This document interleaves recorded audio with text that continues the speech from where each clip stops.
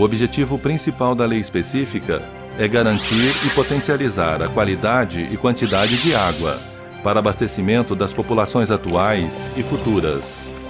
Para atingir esse objetivo, a lei específica procura integrar e harmonizar programas e políticas de habitação, uso e ocupação do solo, saneamento ambiental, educação ambiental e geração de renda, dentro de uma estratégia de recuperação e preservação do manancial Billings.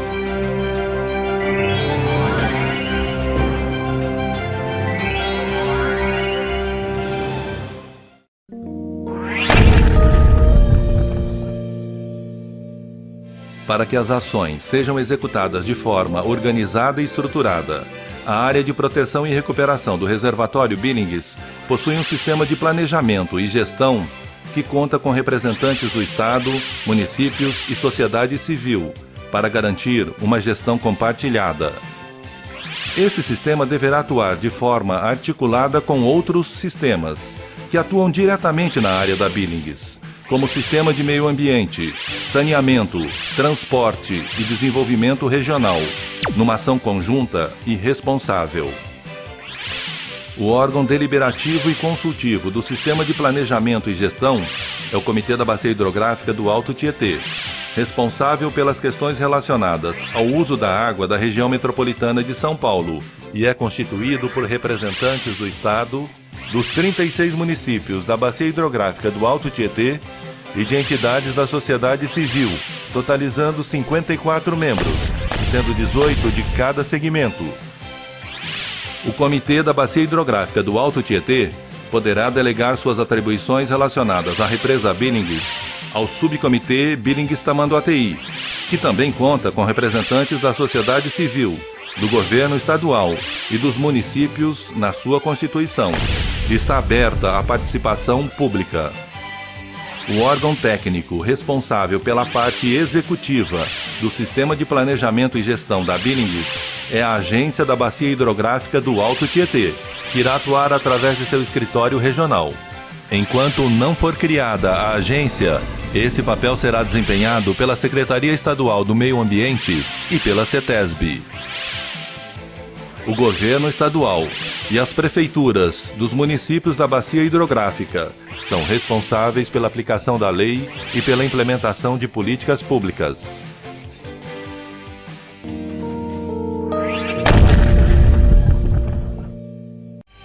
A lei específica leva em consideração instrumentos de planejamento e gestão, para que seus objetivos sejam atingidos de forma racional, em menor tempo e com otimização de recursos. Um desses instrumentos é o Plano de Desenvolvimento e Proteção Ambiental, PDPA, que define as diretrizes gerais e específicas para o desenvolvimento das ações, as metas de curto, médio e longo prazo e os programas a serem desenvolvidos. Outros instrumentos são as leis municipais, como os planos diretores e as respectivas leis de parcelamento e de uso e ocupação do solo, que devem estar devidamente adequadas às normas e parâmetros estabelecidos nesta lei específica, os planos municipais de saneamento e o Sistema Gerencial de Informações.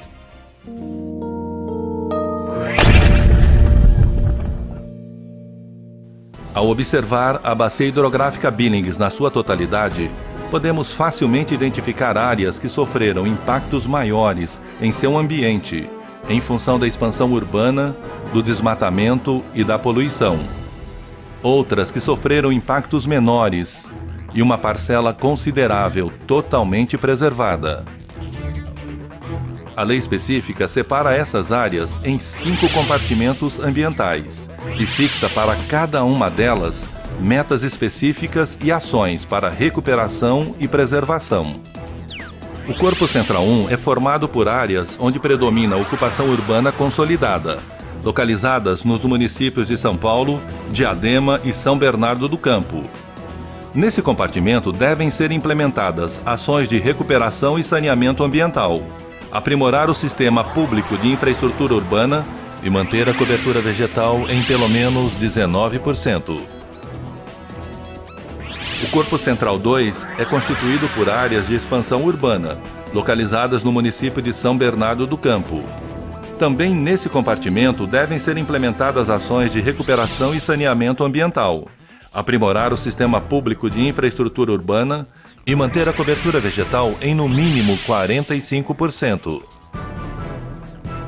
O compartimento Taquacetuba-Bororé é formado por áreas inseridas nos municípios de São Paulo e São Bernardo do Campo. Devem ser incentivados nessas áreas usos compatíveis e atividades rurais sustentáveis, promover a recomposição da flora e preservação da fauna nativa e ampliar e manter em pelo menos 51% a cobertura vegetal. O compartimento Rio Grande e Rio Pequeno contém áreas inseridas nos municípios de Santo André, Ribeirão Pires, Rio Grande da Serra e São Bernardo do Campo. Devem ser implementadas neste compartimento ações para a melhoria da qualidade da água, recuperar áreas degradadas e manter o índice de cobertura vegetal em no mínimo 60%. E o compartimento Capivari-Pedra Branca, que possui áreas nos municípios de São Paulo e São Bernardo do Campo, onde devem conter a expansão de núcleos isolados existentes e manter a cobertura vegetal em pelo menos 67%.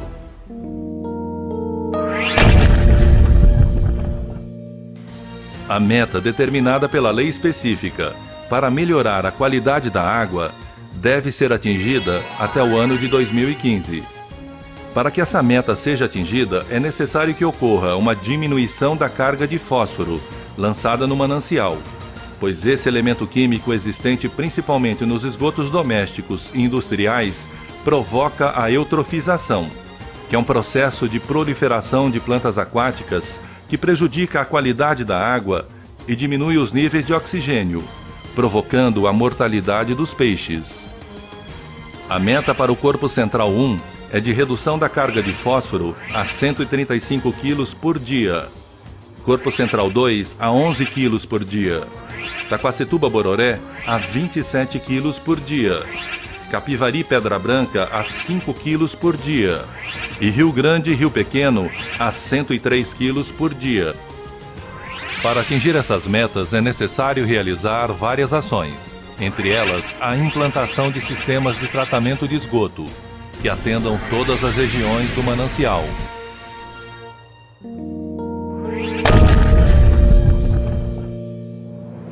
Para a recuperação e preservação da represa Billings, é de fundamental importância garantir a infiltração da água da chuva no solo, a fim de alimentar os lençóis freáticos e aumentar a quantidade de água no reservatório. Neste processo, a vegetação, como vimos, cumpre um papel importante no ciclo da água. A lei específica determina a taxa de permeabilidade, que é o percentual mínimo da área do terreno que deve ser mantido permeável para permitir a infiltração da água, e um índice de área vegetada, que é a relação entre a área com vegetação e a área total do lote, e que são diferentes para cada compartimento e área de intervenção.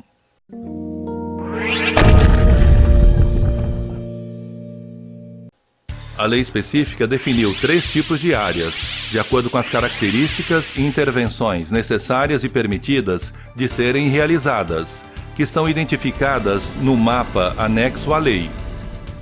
As áreas de restrição à ocupação são aquelas de especial interesse para a preservação, recuperação e conservação dos recursos naturais na Billings e devem ser prioritariamente destinadas à produção de água. São áreas de restrição à ocupação as áreas de preservação permanente, definidas pelo Código Florestal, e que inclui as faixas de 30 metros ao longo dos córregos, o círculo de 50 metros ao redor de nascentes, os topos de morros, as declividades elevadas, entre outras. Também são áreas de restrição à ocupação as faixas de 50 metros de largura, medidas a partir do limite da represa, estabelecido pela lei específica, em projeção horizontal a partir da cota máxima do reservatório Billings, que é de 747 metros a partir do nível do mar. As terras indígenas e bens tombados por interesse arqueológico e de preservação ambiental, e outras áreas que venham a ser definidas como de especial interesse para a preservação ambiental. São permitidas nestas áreas instalações de sistemas de abastecimento de água e atividades como recreação, lazer, educação ambiental e pesca recreativa, desde que não causem impactos significativos ao meio ambiente. As áreas de ocupação dirigida são áreas que podem ser utilizadas para uso urbano ou rural, desde que não afetem a produção de água para abastecimento público. A lei específica dividiu as áreas de ocupação dirigida em 5 sub-áreas de acordo com características ambientais e de ocupação urbana existente. Cada sub-área possui exigências específicas, como dimensões de lote mínimo, taxa de permeabilidade e índice de área vegetada, que devem ser respeitadas para evitar a degradação da represa.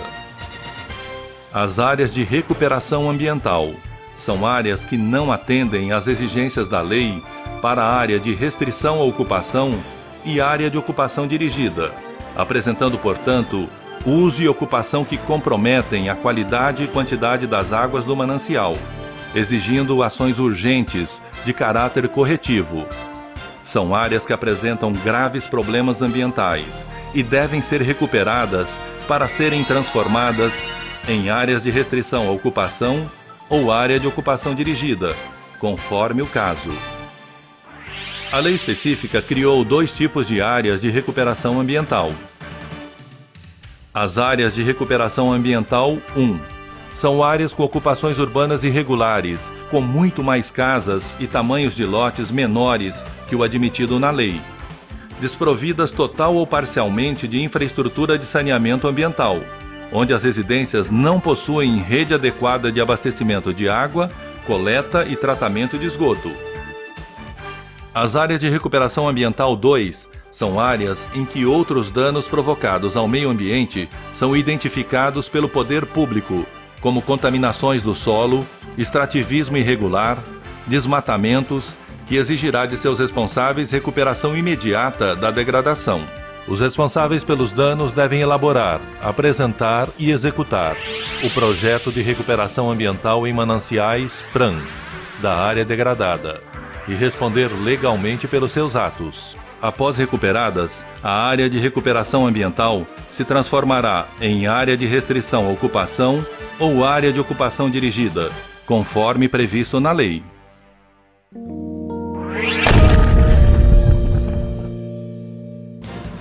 Nas áreas de recuperação ambiental 1, caracterizadas por ocupações irregulares de moradias com graves problemas sociais, formada por população de baixa renda, serão executados os Programas de Recuperação de Interesse Social, PRIS.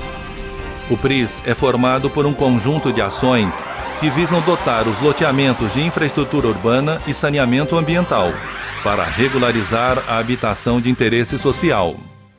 A habitação de interesse social considerada no PRIS é voltada à população que habita em condições precárias e que depende de políticas públicas para satisfazer suas necessidades habitacionais, garantindo o direito à moradia e a qualidade ambiental do manancial Billings. Podem ser enquadrados como PRIs os assentamentos de interesse social, inclusive loteamentos, que estão em Área 1, desde que existentes até 2006, de acordo com a última imagem de satélite daquele ano. Os municípios deverão cadastrar, mapear e indicar ao órgão técnico estadual do Sistema de Planejamento e Gestão as ocorrências de assentamentos com habitações de interesse social, desprovidos de infraestrutura de saneamento ambiental, que serão enquadrados como áreas de recuperação ambiental 1. A responsabilidade pela elaboração e implantação do PRIS poderá ser do Poder Público Federal, Estadual ou Municipal, ou com responsabilidade compartilhada com as comunidades residentes no local, organizadas em entidades. O Poder Público deverá submeter à aprovação prévia do órgão técnico do Sistema de Planejamento e Gestão a justificativa para a implantação de cada PRIS. Depois do parecer favorável, deverá elaborar um plano de urbanização completo, detalhando intervenções e obras com toda a infraestrutura necessária e outras ações como a de educação ambiental e regularização fundiária, durante e após a execução das obras. Antes de iniciar qualquer ação, o projeto deverá ser licenciado na CETESB. Nas áreas em que o Programa de Recuperação de Interesse Social, PRIS, estiver sendo executado, não será exigida compensação ambiental ou tamanho de lote mínimo. Entretanto, a taxa de permeabilidade deverá ser, no mínimo, de 5% da área total do assentamento, exceto no Corpo Central 1, onde deverá ser prevista outras formas que garantam a infiltração de água no solo. Nas áreas de recuperação ambiental Área 1, que não forem enquadrados como de interesse social, não serão implantados PRIs, e a recuperação, projetos e obras serão de responsabilidade dos proprietários para a regularização do loteamento. Nesses casos, cada lote resultante da regularização não poderá ser inferior a 125 metros quadrados. Entretanto, a lei admite, mediante compensação, lotes menores nos casos de regularização de loteamentos implantados até o dia 13 de julho de 2009. Nessas compensações, o Poder Público Municipal deve assegurar a implantação e manutenção de áreas arborizadas próximas ao loteamento a ser regularizado.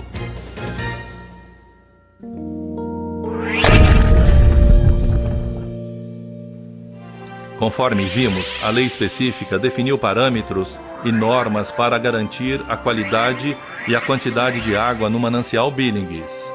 O tamanho dos lotes, da área construída, da taxa de permeabilidade e da área vegetada variam de acordo com os compartimentos e as áreas de intervenção. Por exemplo, nas áreas de ocupação de baixa densidade no Corpo Central 2, a lei específica determina que o tamanho mínimo do lote é de 500 metros quadrados. A taxa de permeabilidade é de 40% e o índice de área vegetada é de 20%. Aquelas ocupações existentes nessas áreas que não estão atendendo a esses parâmetros e normas estabelecidos na lei devem realizar a compensação ambiental para poder se regularizar de acordo com a lei. O valor das compensações ambientais varia de acordo com a situação do loteamento e deve ser estudado caso a caso. As medidas de compensação podem ser desde doação de terreno ao poder público, em áreas de restrição à ocupação, que são aquelas destinadas prioritariamente à produção de água, criação de áreas verdes ou pagamento em dinheiro. Para novos loteamentos, não será admitida a compensação do índice de permeabilidade. Todos os novos imóveis devem ser construídos de acordo com as exigências da lei. As áreas enquadradas como PRIs estão isentas da compensação ambiental.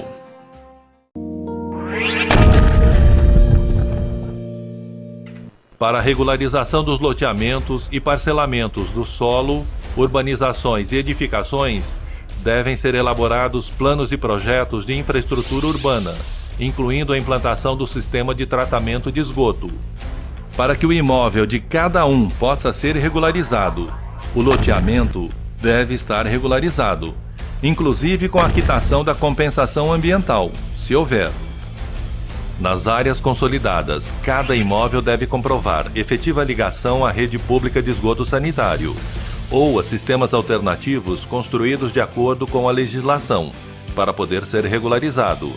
Nas comunidades isoladas, poderão ser instaladas estações de tratamento de esgoto ou outros sistemas alternativos nas próprias localidades, de acordo com as exigências técnicas e a legislação vigente. Os órgãos de saneamento que atendem os municípios da área da Billings já iniciaram o processo para a implantação de sistemas de tratamento de esgoto na região da represa. O processo de regularização do loteamento poderá ter início ao mesmo tempo em que a execução das obras e ações urbanísticas ambientais estiverem ocorrendo.